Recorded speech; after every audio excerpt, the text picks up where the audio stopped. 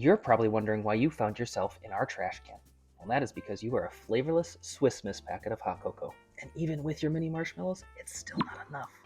So, if you want to learn how to make a perfectly seasoned hot cocoa mix that's perfect with sharing with friends and family after building a snowman, or even better yet, a rich drinking chocolate, stick with us, and we're going to show you how.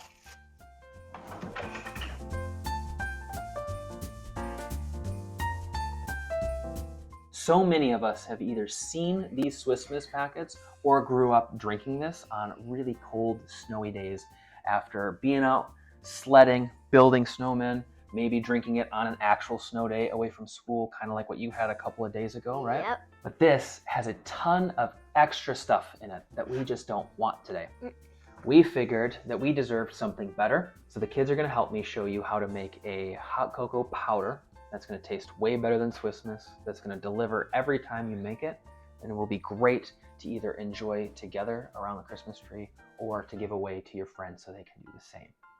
After that, I'm going to get in the kitchen and I'm going to show you how to make a really deeply rich and decadent drinking chocolate using actual chocolate and our secret ingredient as well. So, kids, we ready to do this thing? Yep. All right, let's go wash our hands. We're gonna get in the kitchen and we're gonna make some hot cocoa. We'll see you there. We're gonna grab a bowl and mix all of our ingredients together here. So we're gonna start with our cocoa powder. We're going to be using Dutch processed unsweetened cocoa powder. Feel free to use whatever brand you want. The Dutch processed gives it a little bit more depth and richness. We will need a little bit of sugar here. We're gonna use powdered sugar so it dissolves evenly. Instead of it being granulated, that will also keep it dispersed in our mix as well. If it was granulated, it would all want to fall to the bottom because it's heavier than the powders. From there, we're going to add dry milk or milk powder, also known as instant non-fat dry milk. You'll find this in your baking section. This is going to add extra richness, especially if you're just going to be using hot water to reheat your ingredients. Now, most recipes will not call for salt. We are the Red Shoe Chefs and we use salt, right? Yep. And Paisley, why do we use salt?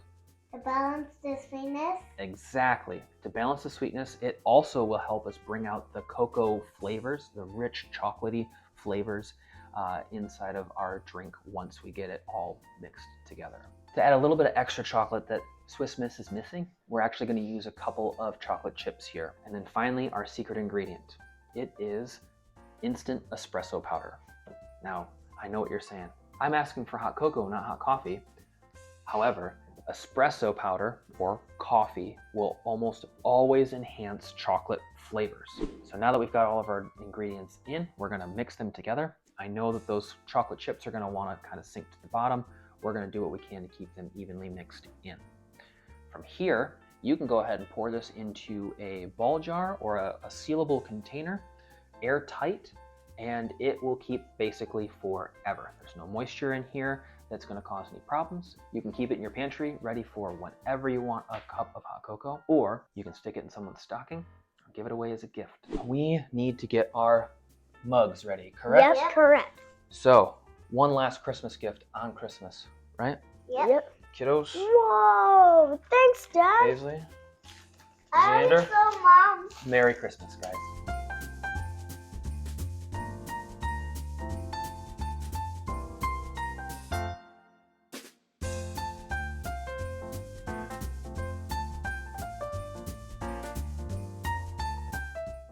It says my name on it. Me too? Yep, Paisley and Xander. Now you have hot cocoa mugs.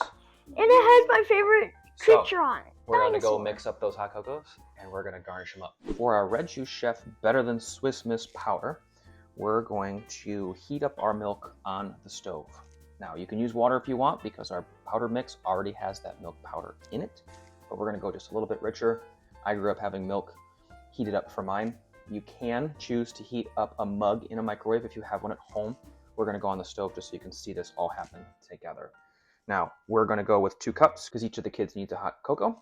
Give this a stir just so we don't scorch it. Now, we want this to be up to that simmer for a couple of reasons. 1, it'll be hot enough but not too hot. And 2, this is going to help us completely dissolve the chocolate chips that we put in there, and it's also going to help disperse and dissolve that espresso powder secret ingredient. It's also going to help completely dissolve the milk powder and the cocoa powder that are in there. If you do this too cold, it's going to want to clump up. That was never fun as a kid, to chew through a powdery clump while I was trying to enjoy my hot cocoa. So this is going to help us avoid that situation. We're going to kick this off the heat so that way we don't go any further. Now, the rule of thumb for us, we've actually measured a Swiss Miss packet, and following their directions as well, we have found that for every 1 cup or 8 ounces of liquid, we're going to go with 4 tablespoons of hot cocoa mix. That gives you roughly about 1/4 cup if you want to move this faster. So we've got 2 cups of milk in here, so we need 8 tablespoons of cocoa powder. It's 3, 4, 5. Make sure you're getting some of those chocolate chips too. 6, 7. We're going to gently give this a stir because it's going to want to poof at first until you get it all dissolved in. See, it's trying to clump up a bit, but that's why we've got a whisk. It's going to help us break up the clumps.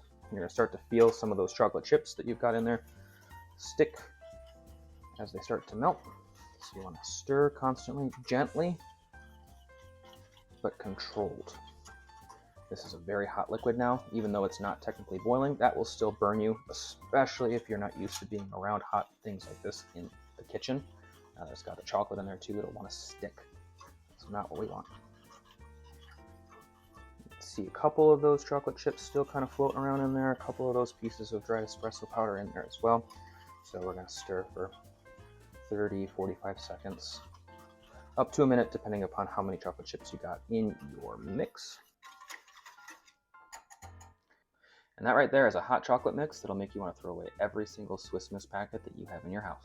For the rich version of our hot cocoa, we are going to kick this on to a medium-high heat. We're going to add our dairy products. So in this case, we're using heavy cream and whole milk. The heavy cream will add a lot more fat to the whole milk that already has a good amount in it. And the recipes for both of these versions will be down in the description, and they're full. This version of our hot cocoa will be rich enough to make even Tim Allen go, Santa is watching his saturated fats. We're gonna bring up our cream and our milk to just below a simmer here. Now, earlier we talked about why we do that.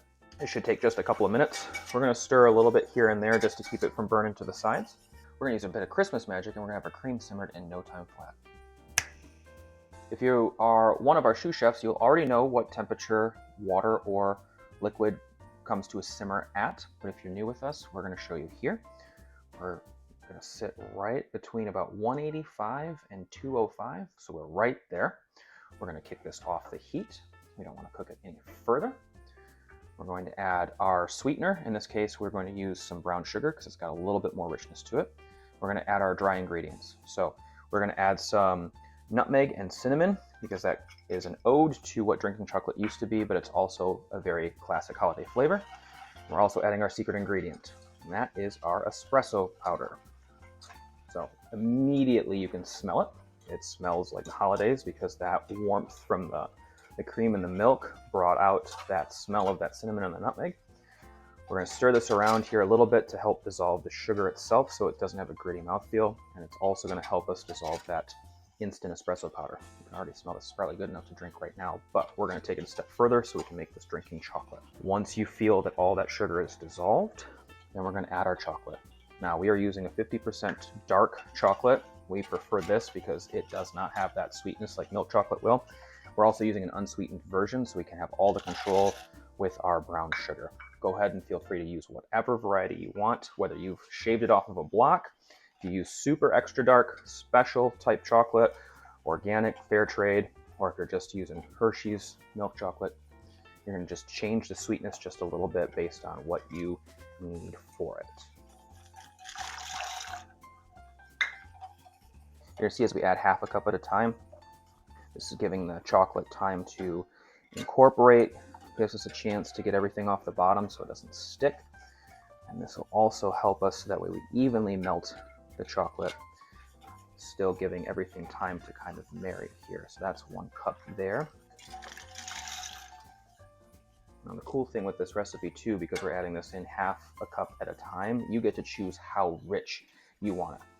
If you want it closer to what Swiss Miss was from your childhood, not too rich, but still more flavorful, you can stop at any time. We're gonna keep going here because we want this to be almost equal parts chocolate to dairy. Almost feels like you're drinking a candy bar. You can see why here too, because of the amount of chocolate that we've added, we wanted control over how much sweetness we had. And if we were adding in milk chocolate plus our brown sugar, that would get to a point where it would be a sugar bomb. And right now, that is not what we want. We want a balanced drinking chocolate or a balanced hot cocoa that we have the control over. Now that's looking pretty great here. It's definitely thickened up. The chocolate itself is melting completely without splitting because we didn't heat our cream and milk too far. Let's see, it's definitely getting silky. You can see the reflection on the chocolate here from all the light that we've got in the kitchen right now, showing you that the fat is definitely right there. One more step before we check final seasoning. We're going to add just a splash of vanilla in as well. So the last step here is to adjust our seasoning. Now this is a good time to taste it before we add any more salt or sweetness. Again, we're going to leave that up to you based on what chocolate you're using. We will have our ratios in the recipe below. However, it is fully up to your interpretation. I feel that is sweet enough. So now chocolate always needs salt. 1, to balance the sweetness, but 2, chocolate flavors will come out more with salt. Like with so many other things, salt helps enhance flavor, brings out flavor, it carries flavor. It's also going to help accentuate the warming spices that we added to it, and a little bit of that espresso powder that's in there as well. So our hot chocolate is completely ready to go, completely seasoned. Now we just have to pour it into our cup of choice and garnish the way we want. So you can see the difference here between the 2 chocolates. This is the hot chocolate powder mix, the one that's going to make you throw away your Swiss Miss packets. This one over here you can see is our drinking chocolate, which is our richer, thicker, creamier, a little bit spicier version. This one right here is my personal favorite, but it takes a little bit longer to make, as you've seen. This one is perfect to just rip out in a snap, especially when you're coming in from the cold outside, or again, giving it away as gifts. This one's the one to go with. So let us know in the comments which one you choose, whether it's the powder mix or whether it's the rich drinking chocolate. Now, the last thing that we have to do is go pour these into mugs and garnish them up. We've got marshmallows, we've got sprinkles, we've got candy canes for the rim. What do you kids want to do? Let's do all. Let's do all. Okay, here we go.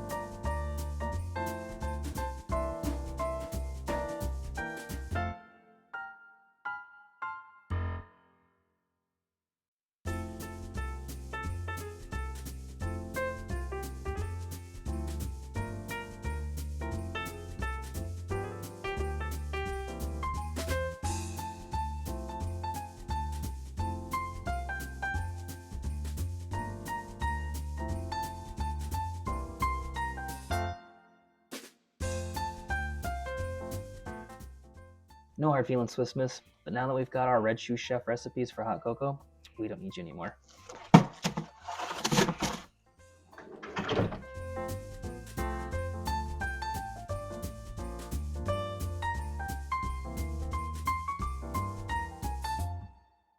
It's not going to be totally healthy, is it? Nope. Nope. No. after building the snowman, we need a little bit of sugar. So, To keep our energetic going. I don't think you need any help doing that. My goodness.